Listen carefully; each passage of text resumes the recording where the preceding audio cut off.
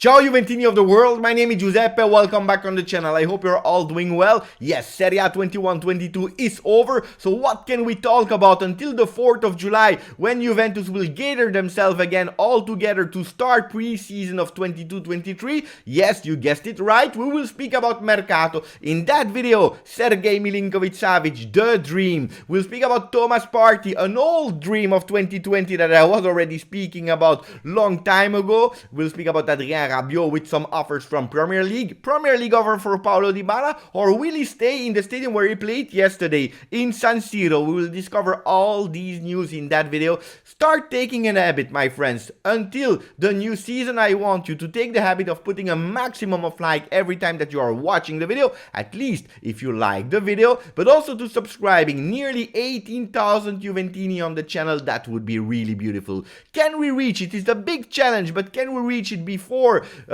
June 2022? Depends on you. My friends, we start immediately after the intro. Mercato is crazy. La la la la.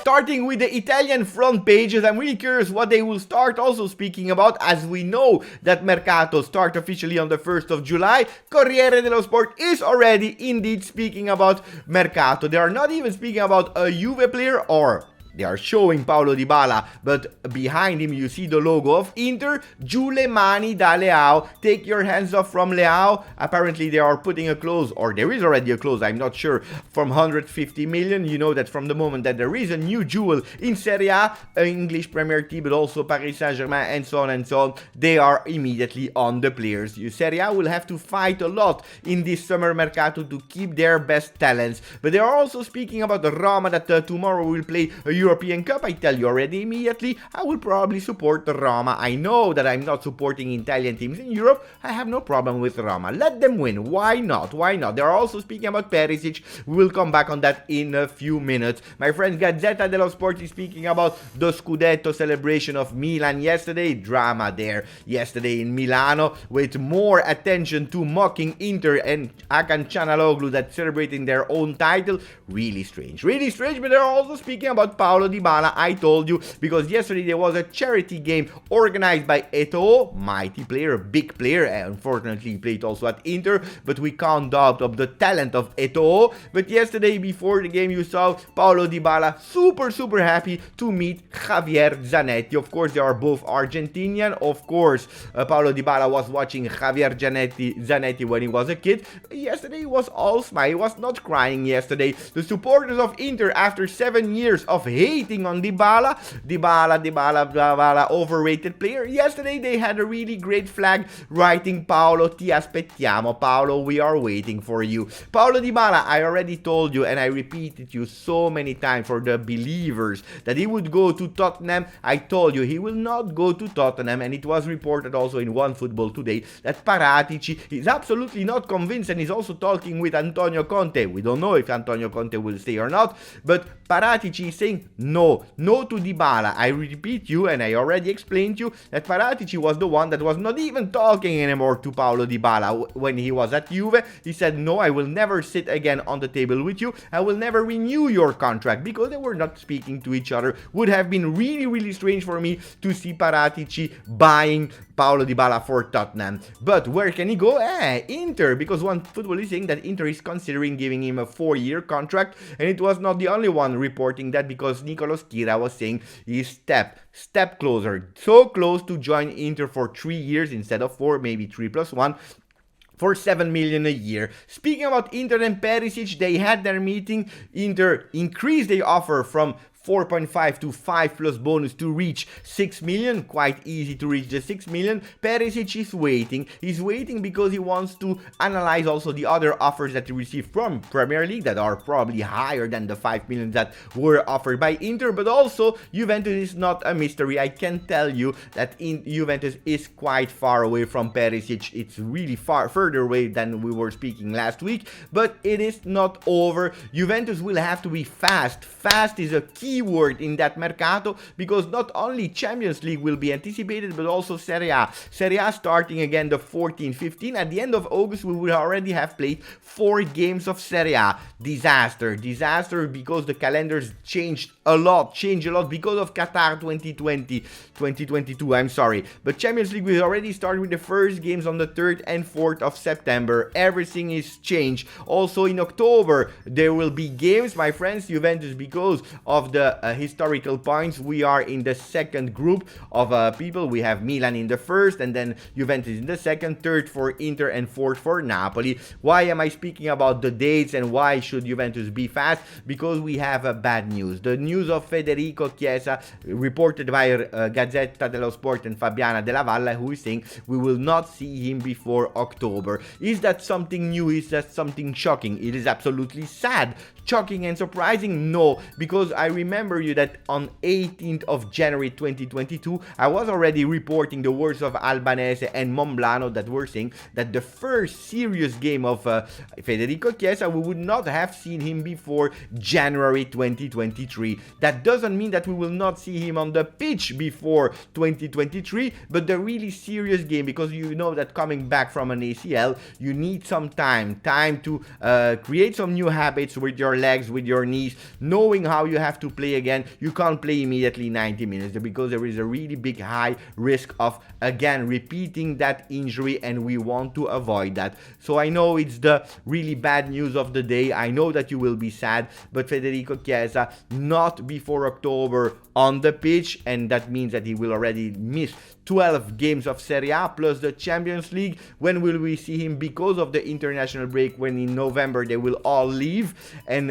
in December they will play the World Cup. We will see him in January, maybe at a better form. So expecting him a bit before, but a great Federico Chiesa not before January. We continue now, because I told you, because of that we need some alternatives. So Juventus is pushing to close some deals, starting with Tuttosport. Pogba, la Juve gioca d'anticipo. Juventus is playing in anticipation. They are going faster on Paul Pogba because they are also a bit scared about the advances of Paris Saint-Germain, Manchester City, and Real Madrid. We know it, Paris Saint-Germain is maybe linked with Zinedine Zidane. I'm still not believing it, but you never know. And they know that Zinedine Zidane has a really great relationship with Paul Pogba. They want to avoid what happened with Kylian Mbappé, being sure that he would have signed with Real Madrid, and in an instant like that, just like that, he went again to renew with Paris Saint-Germain. Because of what? Money. He said, no, I didn't even talk about money, but we know that this is a really big reason, and Paris Saint-Germain has a lot of money. From where it's coming, I have no idea. I don't even want to know it. I'm just scared that Paul Pogba last minute could receive an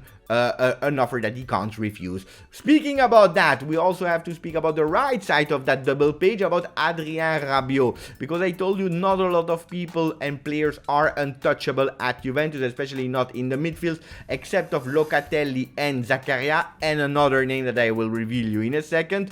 Rabiot has offers, 2 offers from Premier League, the one of Chelsea that first need to settle their structure before they start buying again, but Rabiot could go to Chelsea under Tuchel. Kenny has the same destiny at Kulusevski and Bentancur, starting to be a top player. Who knows? I don't care. Maybe Chelsea, but also another team, and we know it is not the first time that we are reporting it, Newcastle.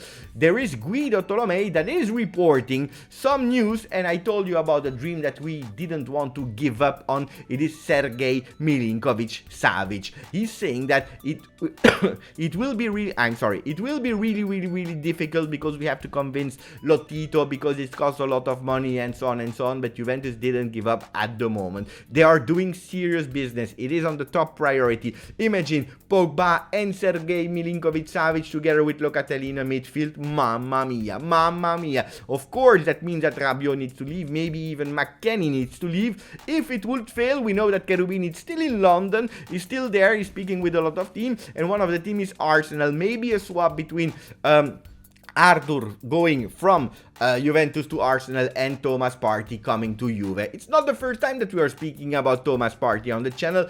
I know, and probably you never saw that video because I had only 163 likes and views, sorry, and not even likes, views. But on the 25th of April 2020, so it's more than 2 years, we were already speaking about two players linked to Juve next to Bentancur. It was Arthur and Thomas Partey. At the end, it was only Arthur that joined, not Thomas Partey, but we spoke about him so much. He has chosen Arsenal at the end, but we know it. Hey, at the time, we were even speaking about Simeone liking Bernardeschi and Douglas Costa. It never happened, but Thomas Partey, we can already speak a lot about him because I already made all the researches that I needed. I spoke about one player that could remain at Juve from that midfield where there are no untouchable except of Zakaria and Locatelli. It's another one. It's a young one that apparently convinced Allegri and could have won the battle with Fagioli, Rovella and other new players or young players. And we are speaking about Fabio Miretti. Fabio Miretti that has high chances to be part of that first team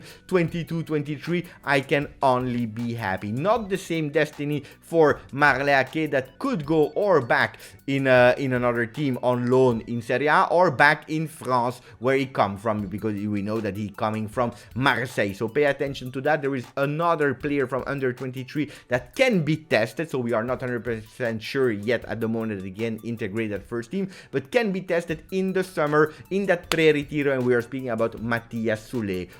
Up to him to convince Allegri like Miretti did. There will be that meeting with Pogba to accelerate and finalize it, but in the meanwhile they will also speak about De Ligt renewal, 2 more years, decreasing the clause that he has at the moment, but also Ken that wants to leave, and not only him, there is also Pellegrini. Some words about West Ham for Pellegrini. There was also Napoli that at the end changed objective, but the players Pellegrini and Ken that has the same agency as De Ligt and Paul Pogba, they want to leave. They want to leave Juve, and I will have to say and to admit, I'm not that sad.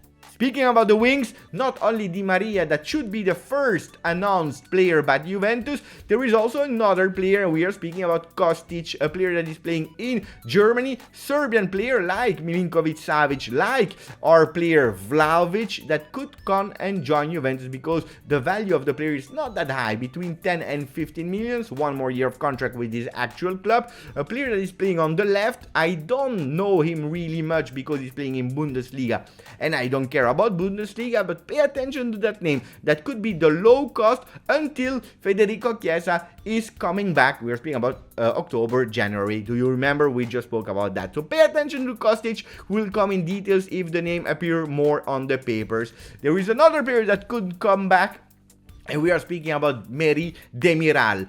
There were some rumors yesterday that Atalanta would not have take the option to renew him. We know that at the end, or actually to renew him, to buy him, because they have the option to buy him from Juventus. We know that in the last games, Gasperini was not super happy with him. He was not even starting him anymore. Merih Demiral is not happy. He wants a starting role. Apparently, Atalanta will probably buy him and then sell him to another club. Means that probably they already have some offers.